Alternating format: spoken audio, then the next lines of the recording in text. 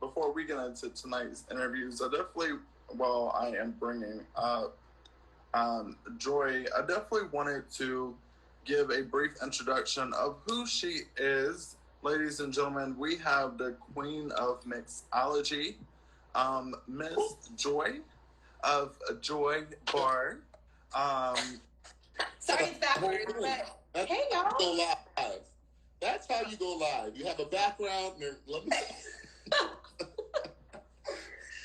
How are you? I'm doing so good. I am doing so good. How are you guys doing? Nice to meet you. Yes, good to see you, and Lawrence. Amazing. Good. I love it. I need a drink now. I feel like I'm at the bar. Oh, you are. You're at Joy Bar. Well,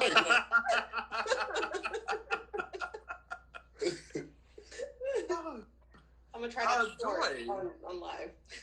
I definitely deem you as the Queen of Mixology. Meeting you beforehand and getting into Mixology 101. What does it mean to be a mixologist, and how did you get to where you are now? Well, being a mixologist, I feel like it's totally separate from being a bartender. Yeah, I have Joy Bar, mobile bartender, but the essence of it, in my opinion, is just someone who has the ability to take the time to craft a cocktail, not necessarily based off of a recipe that's been handed down from bar to bar to bar, but someone who can develop something, make it their own, and keep it consistent. Now, it's still in the same lines of a bartender, but you have that traffic that bartenders have to uphold. You have the standard of the restaurant or the bar that they work with, those recipes that they have to keep. You know, your pour counts have to be level because a lot of bars measure their bottles at the end of the night. So I feel like in mixology, you have like more of a freedom to craft a great cocktail for your guests. It's very mixology and being a bartender is a great talent to have. It's really science. Honestly, it's like you know, not too alcohol-y, but also not too mixy. So you just have to find the balance of what's going to have your guests enjoy the drink, have a good time, stay safe, and want to continue to come back to your bar. Of course. Okay. I mean, so my favorite drink, now I have two favorite drinks to get. You know, one that's going to just get right to it if I'm going out, because I barely really go out. But if I'm going to have a drink, it's a Long Island iced tea. Of course. I knew it. I knew that. Listen, you just got to get it right. And, you know, it's like that scene from Bridesmaids when the lady was on the plane and she's acting like she can't drink. I'm like, no, give me the whole thing. It's time to go. Like, right. Or Jack with a splash of Coke. But... Okay. What I want to know is, what is your single most favorite liquor, wine, spirit, and why? So my favorite liquor, and this has like really changed drastically because I used to be totally opposed to this, but it's tequila. And I can drink tequila, reposado in particular, on the rocks. I might just need a squeeze of lime, but I've come to an understanding of, you know, dilution. A lot of people don't want a lot of ice in their drink. They don't want it to dilute. And I feel like that helps ease the drink down, in my opinion. What? The An ice? adequate amount of ice. Not over ice, not just 1 cube. But I feel like it's going to keep your drink cool and dilute it to an extent that you can really drink it instead of feel like you getting some on your chest every time you take a hit. Like, I don't like to drink like that. I want to enjoy my drink. So I would say tequila. Okay. What about you guys? Malloy. So I am in sobriety now. Before I was all over the place. When it came down to wine, I really love red wine. When it came down to liqueur, I really like cognac, I like whiskey, and I like gin. Okay. very harsh on the body. Gin is one of those that it's like it can really do some things to you without you even expecting it. Like tequila, it's gonna make me get on this bar, but gin, you don't even know you want to get on the bar after a couple drinks of gin. That swings. Mm-hmm. Tequila for me is it could go the wrong way. Yeah.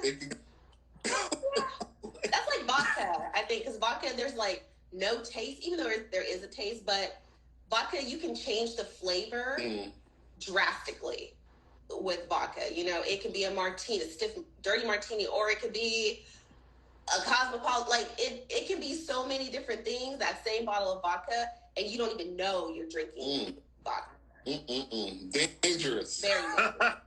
Very dangerous. Oh my God.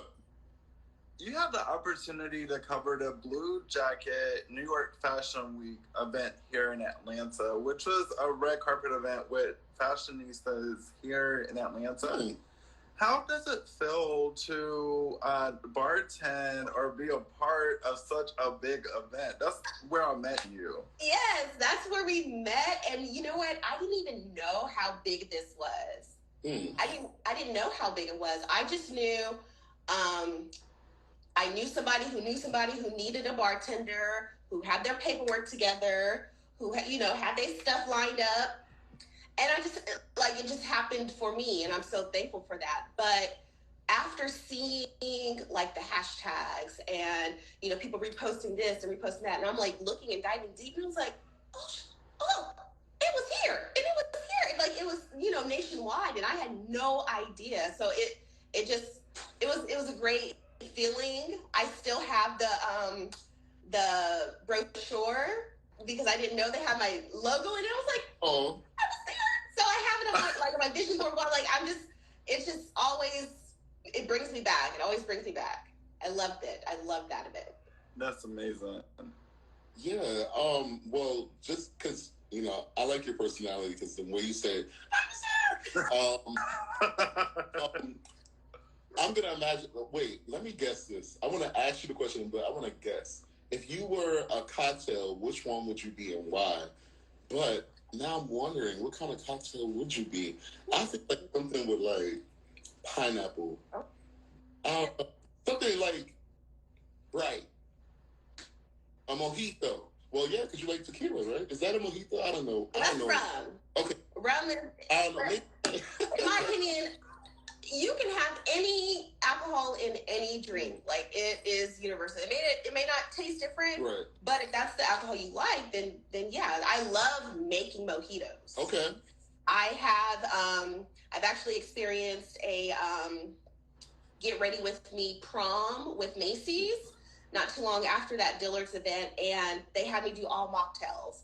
And the mocktails were so, it was all mocktails. Okay. I did a mojito. I called it a berry mojito, and they actually called it a purple tuxedo because it turned, purple from all the berries. It was delicious. And that particular mocktail drink got me booked for a graduation party.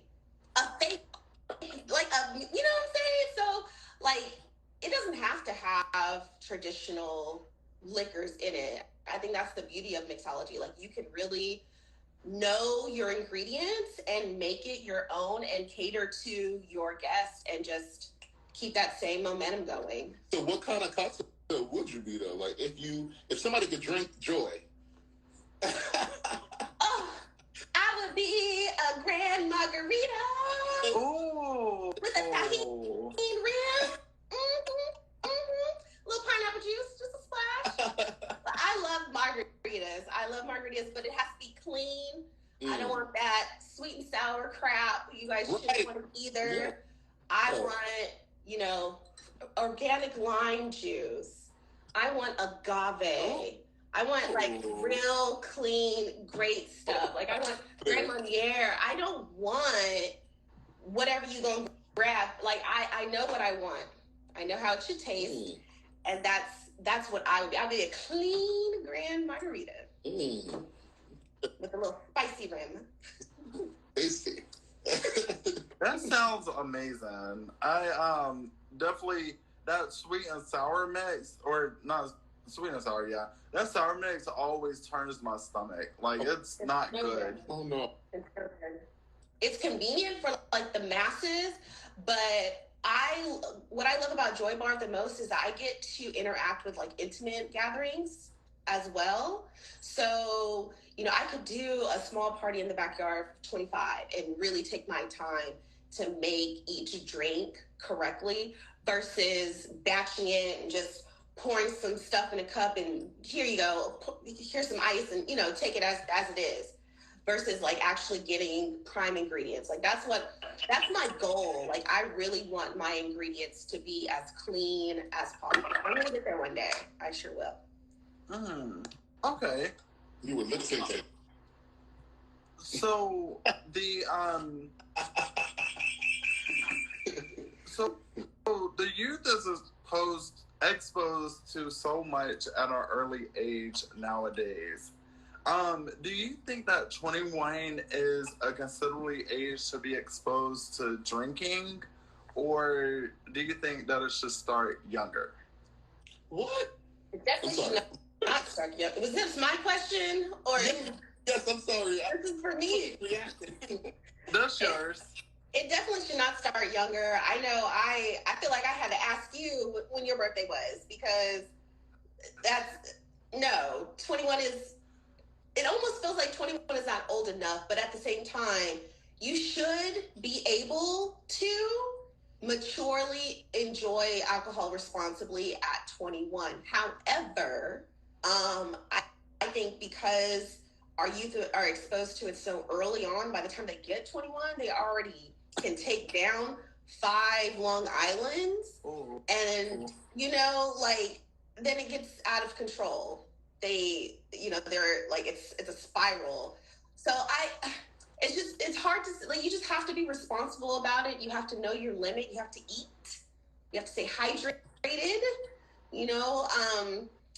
I would not dare lower the age. If I could increase it, I would, but it's hard because you do have responsible adults after 18 to 21 who are like deserving of that. No. That's tight. That's a tight one. Not lower, but my answer is definitely not lower. No. Okay.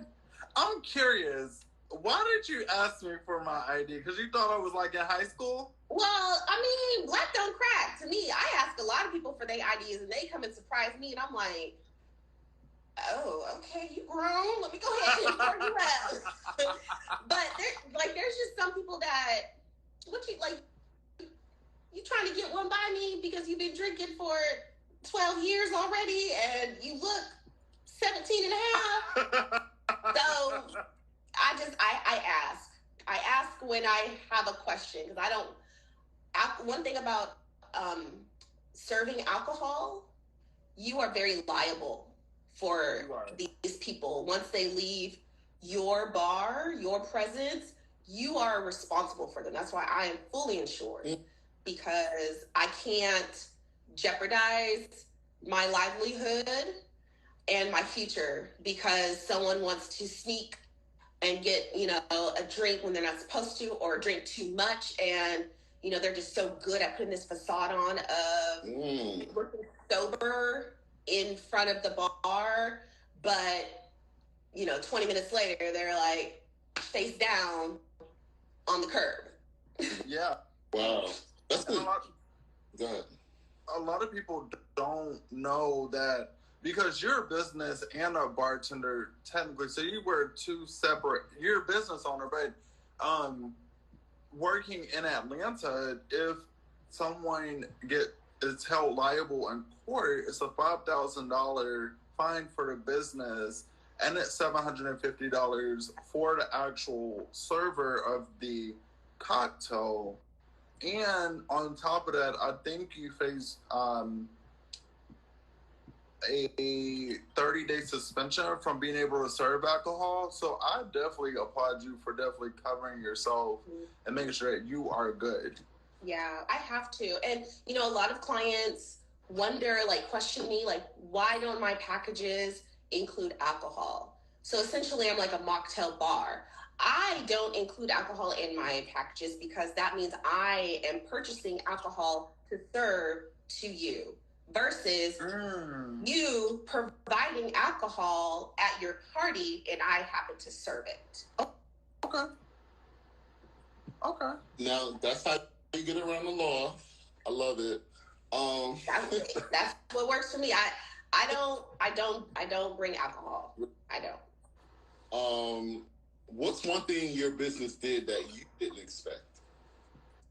My business went corporate, and I did not expect that. I thought I would do. Thank you. I thought I would do weddings and birthday parties and graduations and bachelor parties and stuff like that. But I've been in business buildings. I've been in the mall.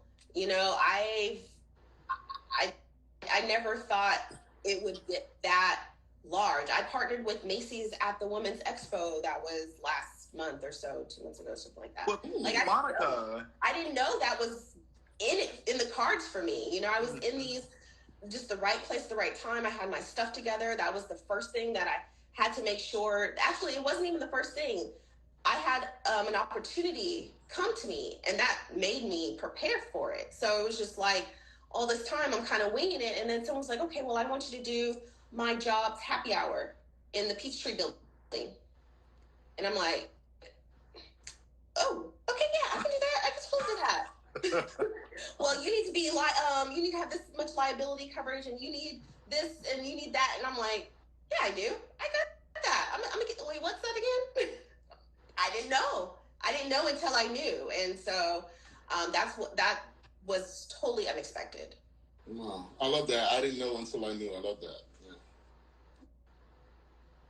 Cool. So your corporate events led you into continuing to not profound, but build on your craft, which includes making drinks. You are actually going to demonstrate making a drink. Well, not even demonstrate, but making a drink. Yes. Here for us today. Making a pina colada today, which has my pina colada is going to have both coconut rum and regular rum. And I'm also going to top it with Myers spiced rum, which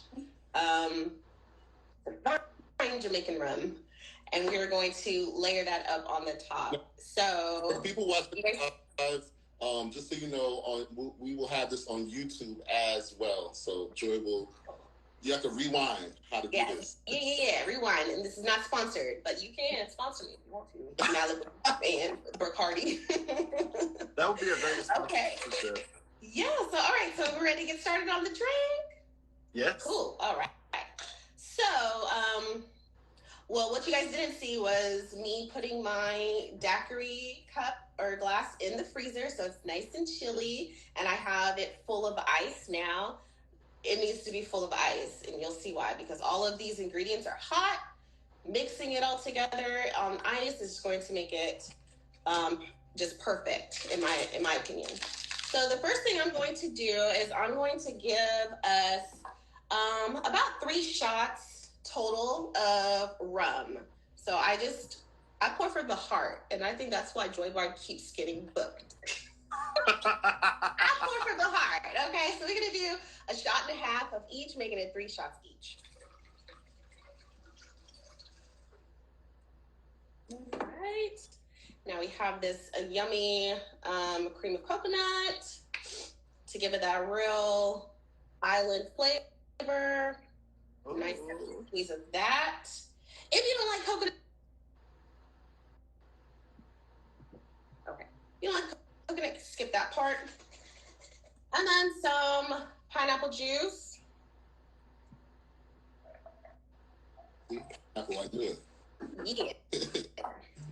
And we are ready to shake.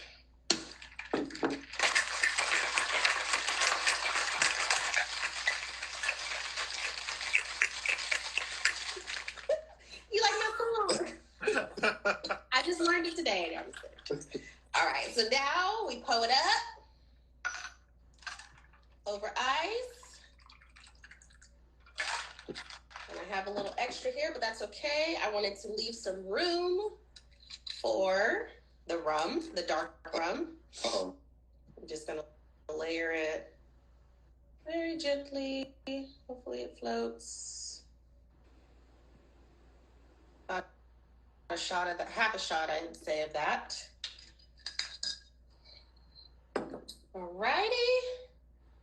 I'm gonna put my pineapple, of course. The garnishes matter. We have to garnish. Oh.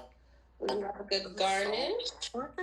Thank you very much. And that's, you know, people see with their eyes first, and it's always like, oh, what's that? And I got it from the bar, and then all of a sudden, I want what she got. I want what she got. I want what she got.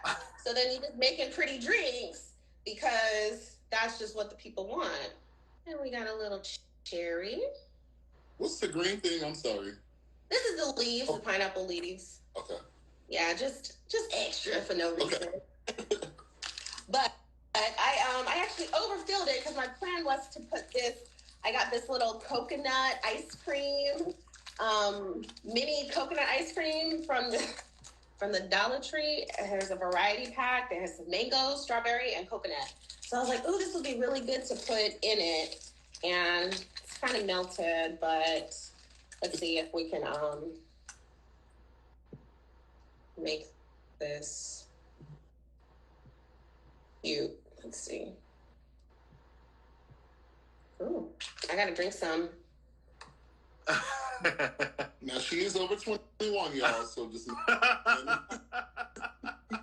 very much over 21 a couple times. So this is it. Yay! The Joy Colada. Beautiful. Yummy, yummy, and this is also mocktail friendly. So the rum is very optional. Okay. We can substitute with, you know, some extra pineapple juice, some extra coconut, and even though it looked like I squeezed a lot of it, this is actually pretty light, like subtle.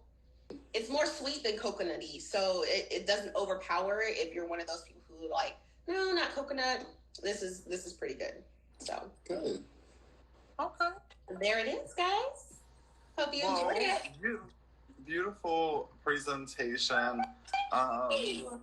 Definitely thank you for joining us this evening. Looking forward to more what's coming from Joy Bar.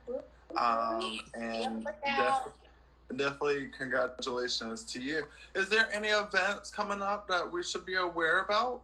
So I actually got invited again to do the FGI.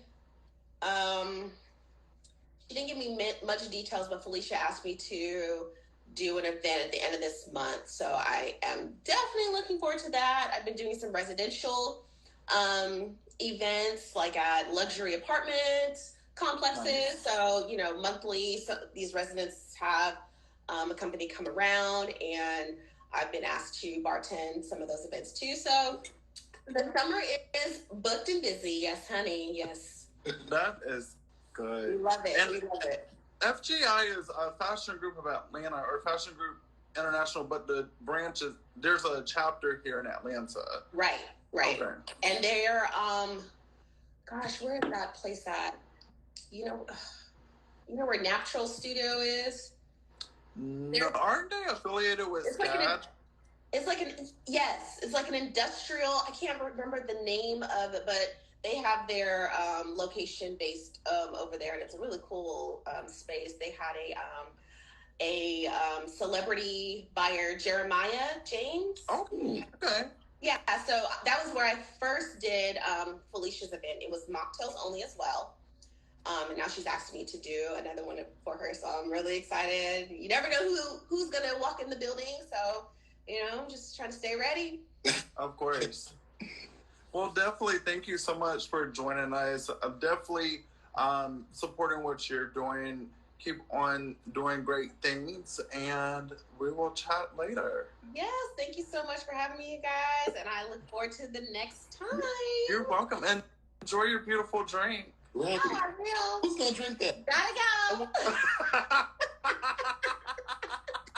Bye.